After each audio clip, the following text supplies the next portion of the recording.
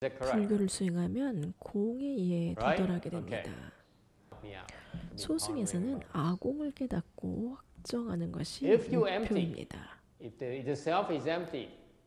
아공은 무엇인가요? 무집착입니다. 왜 집착이 없습니까? 집착할 주체가 없기 때문입니다.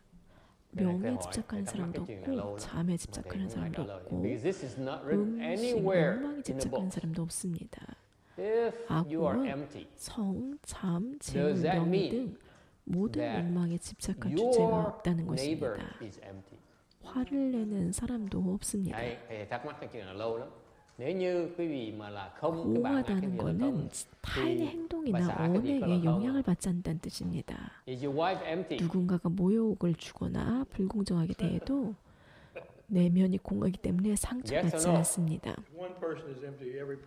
아무리 대우를 받지 못하더라도 괴로워하지 않습니다. 공허함은 죽음을 의미하지 않습니다.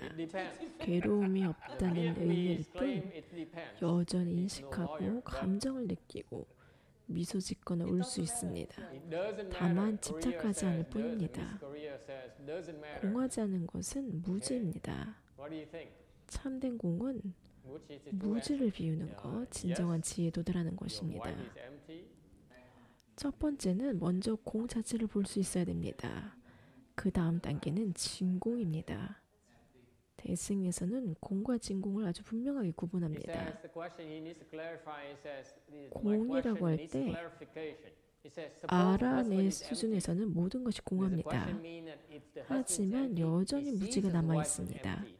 그래서 그것을 진공이라고 할 수가 없습니다. 진공은 무지를 소멸시켜 그 무지가 공한 상태입니다. 이것을 반야지라고 합니다. 아란의 공의 지혜는 출세관적인 지혜이긴 하지만 궁극적인 지혜가 아직 아닙니다. 대승에서는 모든 것은 공하지만 동시에 공이 아니다라고 말합니다. 이게 무슨 뜻인가요? 공하면서도 공하지 않습니다. 어떻게 가능한가요? 아라는 공을 보면 공이라는 개념에 집착합니다. 그래서 말합니다. 공하니까 당신이 고통을 겪든 말든 건강하든 병들든 상관없다. 공인데 왜 신경을 쓰냐? 그들은 공하니까 무시해야 된다고 생각합니다. 다른 사람을 거부합니다. 당신을 신경 쓸 필요가 없다. 이것이 바로 공에 집착한 모습입니다. 그건 지혜가 아니라 무지입니다. 대승의 지혜는 자비 없이는 완성될 수가 없습니다. 진정한 지혜는 공하지만 그렇다고 무시할 수 없다는 것입니다. 공하나 공하지 않습니다. 공이라고 해도 타인의 고통은 여전히 존재합니다. 나는 그것을 외면할 수가 없습니다. 공을 이해하기 때문에 오히려 자비를 실천해야 합니다. 그래서 대승은 자비, 보살행, 남을 위한 행동을 강조합니다. 아라는 사람들에게 공양받는 것을 싫어합니다. 공양을 받으면 나중에 그걸 갚아야 한다고 봅니다. 무언가를 받는 순간 인연, 빚이 생기고 그 빚을 지고 싶어 하지 않습니다. 반면 보살은 어떻습니까? 받는 것도 주는 것도 갚는 것도 수행입니다. 관계 속에서 자비와 지혜가 드러납니다. 아란의 공은 완전한 공이 아닙니다. 무지가 여전히 남아 있습니다. 그래서 진공이 아닙니다. 출세관적인 지혜를 알면 공하지만 공하지 않다고 합니다. 공하다는 것은 결국 아무것도 집착할 것이 없다는 뜻입니다. 충분히 긴 흐름 속에서 보면 결국 모든 것은 다 무너지고 공으로 돌아갑니다. 원래 아무것도 아닙니다. 근데 지금 짧은 시간만 보니까 뭔가 있다고 생각하면서 집착합니다. 긴 시간 쪽에서 바라보면 공릉도 사라졌으니까 공합니다. 조상들도 사라졌으니 공합니다. 우리도 마찬가지입니다. 우리도 미래 누군가의 조상이 되고 결국 공합니다. 하지만 또 공이면서 또 공이 아니다라고 합니다. 이것이 바로 대승불교의 반야지입니다. 당신은 공하지만 그녀는 아직 공을 보지 못했습니다. 당신은 깨달았지만 그녀는 아직 깨닫지 못했습니다. 그래서 도와야 합니다. 당신은 지혜로 모든 것에 대한 집착을 버렸지만 다른 사람을 돌보는 마음을 갖습니다. 그것이 바로 진짜 반야지혜입니다.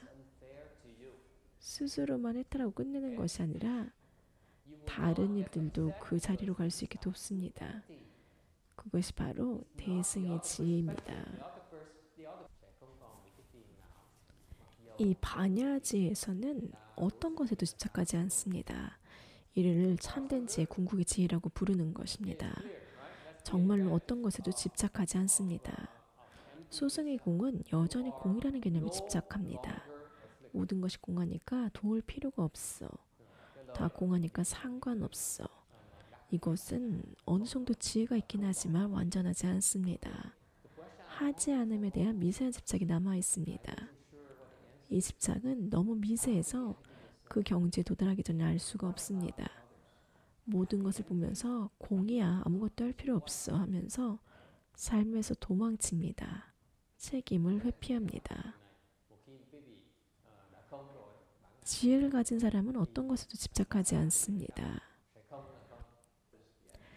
진정한 지혜란 공을 깨달았지만 현실을 거부하지 않는 것입니다.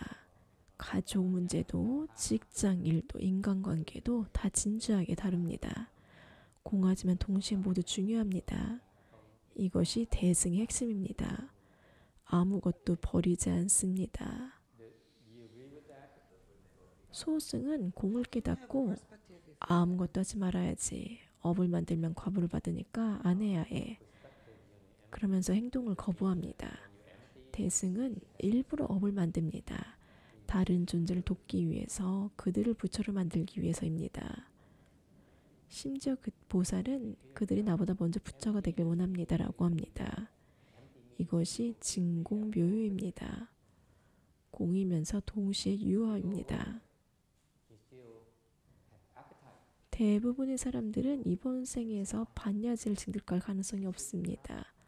모든 것을 내려놓는 것은 거의 불가능합니다. 그래서 정토행을 원합니다. 이번 생에 안 되면 다음 생에 정토에 태어나서 단 한 생에 부처가 됩니다. 정토에서는 요리, 청소, 운전, 빨래 전부 필요 없습니다. 복이 너무 많아서 그럴 필요가 없습니다. 여기서는 복이 부족하기 때문에 일해야 합니다. 정토에서는 오직 수행만 합니다. 돈 벌 필요도 없고 애정관계에 매달릴 필요도 없고 큰 자리를 지을 필요도 없습니다. 수행만 할 뿐입니다. 그래서 금방 깨달음을 얻습니다. 지금 내가 가진 것을 최대로 활용해 다음 생에 정도에 태어나는 조건을 만드세요. 그곳에서는 진공을 증득할 수 있습니다. 그곳에는 스승이 아미타불입니다. 이번 생에서 제가 아무리 가르쳐도 완전히 가르칠 수 없습니다. 하지만 정토에서는 부처님이 지혜롭고 훨씬 뛰어나서 여러분의 깨달음을 얻을 수 있도록 도와줍니다.